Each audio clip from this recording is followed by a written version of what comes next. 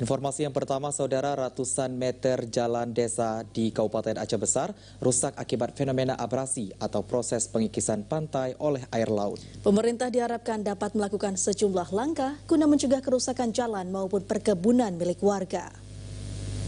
Jalan di Kampung Pulut, Kecamatan Lepung, Kabupaten Aceh Besar yang merupakan jalan desa terus mengalami kerusakan. Kerusakan ini dipicu akibat badan jalan yang terus dikikis oleh gelombang laut sejak sebulan terakhir.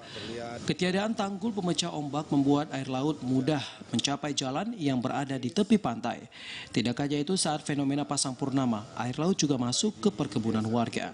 Badan Penanggulangan Bencana Daerah Aceh Besar menyatakan telah melakukan pendataan tingkat kerusakan jalan di lokasi. Laporan diharapkan dapat ditindaklanjuti dinas terkait guna mencegah kerusakan yang lebih parah. Abrasi pantai ini juga telah mengakibatkan air laut sudah mulai memasuki ke area perkebunan warga. Dan sehingga dampak daripada kejadian ini kita berharap agar dapat segera tertangani sehingga kecemasan ataupun kekhawatiran warga masyarakat di Desa Pulut dapat teratasi. Aceh Besar. Kerusakan jalan yang kian parah dinilai turut berdampak pada penghasilan warga sekitar karena jalan ini merupakan akses satu-satunya menuju pantai.